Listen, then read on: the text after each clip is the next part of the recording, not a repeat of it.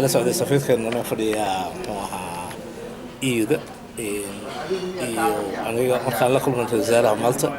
أرمي حالي سؤال أي أساس قادني ولا كلا حظي وكلا حظي إن دتك الشرعية عن هيزن لغة هيز إن الصومالية هين إن سفير ونكون دون نك عدينية وحي صومالية دولين إيش الشرعية الرئيسية وأنا أقولادين waxay kala soo noqon qaadeen in dadka la aqoonsaday iyo dadka sharciga haysta in la siiyo fursado tacliimeed ee wax bartaan runtii waa naga oggolaadeen waxay yiraahdeen intii ay isleedihiin waxaa baran kartaa dhalinyaro ah runtii u baahan inay aqoon zaa'idto waxaan ku daaleyna scholarships inaan siino laakiin waxaa la rabaa dadka halka jooga Maalta inaad iga gudbisid inay runtii dadaalaan inay runtii maanta ka faa'iideystaan fursadaas maanta la helay ee ah inay wax bartaan waxbarashadooda ay galaan dalka iyo dadka oo soo noqda markaas wax u taraan hadii la yiraahdo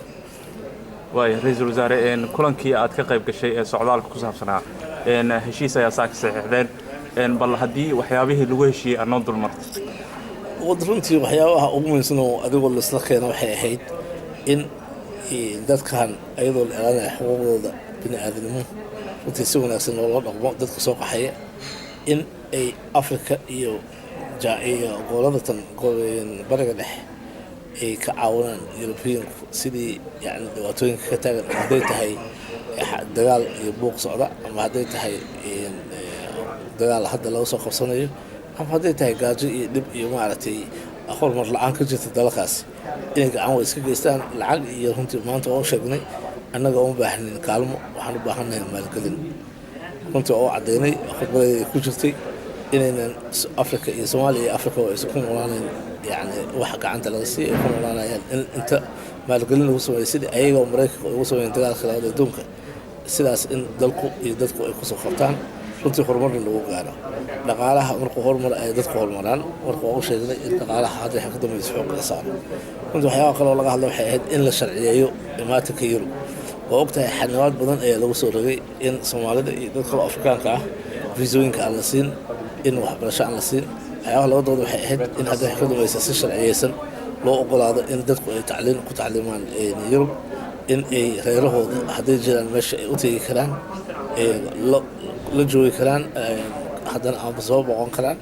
waxyaabo kale oo asana runtii la soo qaado waxay ahayd fursadaha shaqo in dadka Soomaaliyeed iyo dadka Afrikaanka ay soo qaxay u badan dalka soo qaxay u badan in la siiyo fursad ay ku shaqeystaan Yurub intii wada ay ku shaqeystaan dalkoodana wax u qabtaan u soo noqdaan dalkoodana marka runtii waxay tahay muwaadiniin guud ee hadda lagu heshiiyay muwaadiniin guud oo fiican ay ahaayeen waa ka doonay waa ogsoon tahay inta anaga imaan wafdi kale tajoobi oo safiirka noo fadhiyay iyo ku jireen waa laga dooday waxa soo dhan meel la wada saaray African Union ahaanna position kaas aan qaadanay in aysan ahayn waxa lagu hadlo dadka hal celiyo iyadoo aanan maartay yani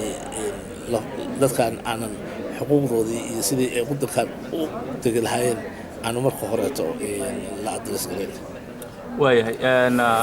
Afrika waxaa loo ansixiyay lacag dhan 1.8 bilyan oo loogu talagalay in lagu horumariyo qaaradda bal qoondada iyada maxaa Soomaaliya kaga soo aadi kara runtii dhaqaalahaas marka loo fiiriyo qaaradda Afrika aad buu u yaryahay waana sheegnay inaysan ahayn lacag hadda qaaradda Afrika yani wax badan ka qaban karta aad buu u yartahay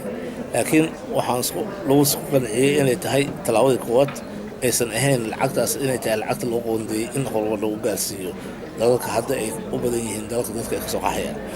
taas waxay noqonaysaa talaabada koowaad Soomaaliya inta kaga soo aadayso waxay u baahan tahay taas in hoos loo hadlo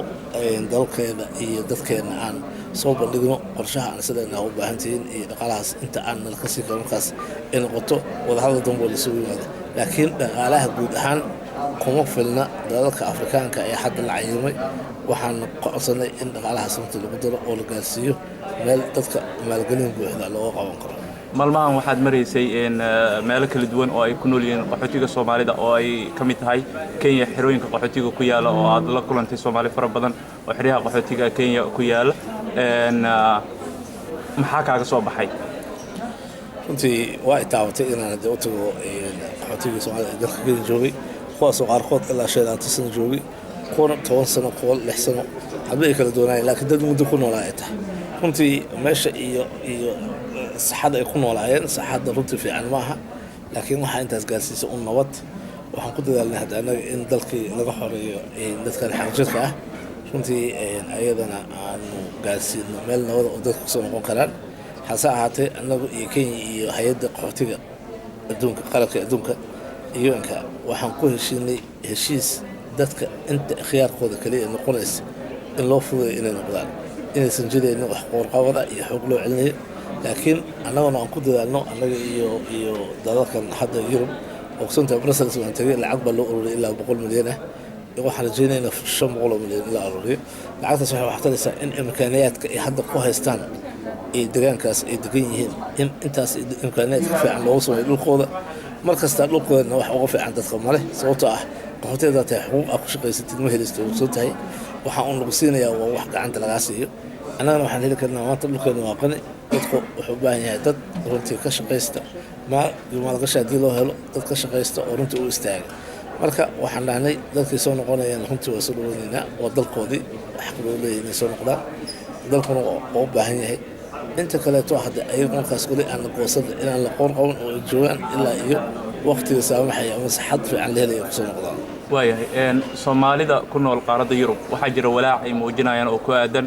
ra'iisul wasaaraha Maalta waxa uu joogaa shirkan socdaalka ama soo galootiga looga hadlayo sidii uu ansixin lahaa in Soomaalida dib loogu celiyo dalkoodii walaac xooggan ka muujinayaan arrinta iyada Soomaalida maxaa uga sheegi kartaa celinta iyada la sheegay sidoo annaga waxaan leenahay kula wasiir ahaan iyo xukuumad ahaan waxaan dhaafinay return policy sideedana meesha waan ka sheegnay dal degan oo fiican dhaqaalihiisa iyo dal hadda dhib ka soo baxaya dadkooda in isku si loola hadlo oo loo dhaho labada wax la wada cesho wax aqal galaya maaha annaga waxa weeye waxaan ku dadaalaynaa in dal aan ula fadhiisano haddii la yidhaahdo wax aan siixnay oo dadka la celinaya hawa yaraatee ma jirto waxaan un hadda ka fakaraynaa dadkaas sidii loo siin lahaa deganaansho maadaama ay muddo deganaayeen aqoon loo siin lahaa sida hadda aan ugu dooday arrintan Maalta Soomaalida degan waa naga ballan qaadeen dowladda Maalta inay siin doonaan waxbarasho dadka halka degan ku dadaali doonaan dadka inta lagu haysto inaysan Soomaali ahayn in safaaraddeena iyada joogta iyo safaaradaha kaleeto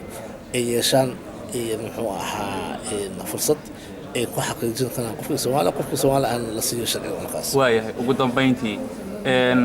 waxaa jira hadalhayn aad u weyn oo mujtamaca Soomaaliyeed ku dhex jiro taasoo ah faragelinta Kenya ay ku hayso badeena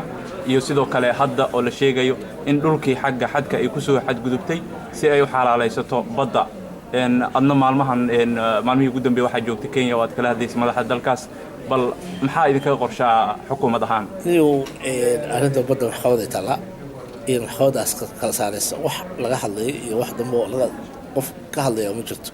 si ogsoon tahay sharciyan annaga ku leh in beeshaas maaragtay yani sida sharcigu yahay in xuduudka sida u dhigay equidistance-ka annaga ku yeelanayna ka hadaltaas iyo wax gelinaya ma leh dadku waxaan ka xumahay Soomaalida inay xan ku nool yihiin xan laguma noolaan karo runtii waxaa roon qofka marka wax la sheego inay wax xaqiiqsadaan taas waxaan ka leeyahay intaas dhulkan la dhisayo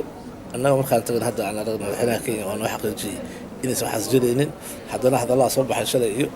akawlowlin baartaas annaga mowqif cadan ka qaadanay wax aqal galay maaha in dad derbi la kala dhexligo wixii xuduuda iyo immigration iyo haddii la sooynayo waa qoonideeda laakiin derbi in la kala dhigo xalna uma noqonaysa ayaga xal uma annagana xal uma هذا ما سنفرد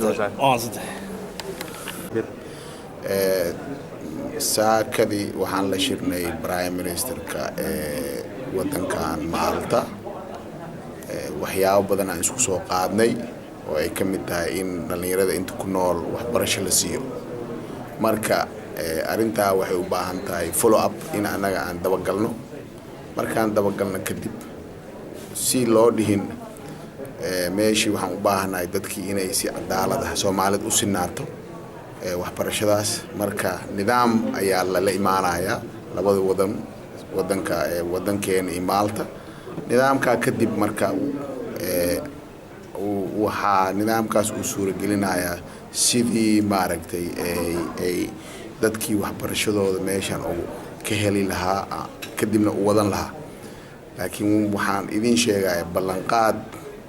markasta dawladaha waxba ballan qaadaan laakiin gadaaldan fulintoodna way ku adkaataa marka taa iyada nafteedna waxaan dhihi lahaa shacbiga dhalinyarada inta ku nool inaysan maaragtay horta dhiirigelin weyn bay u tahay laakiin isla mar ahaantii waxaan u baahannahay ilaa laga helayo inay maaragtay ay iyaga naftooda aan damac dheeri galin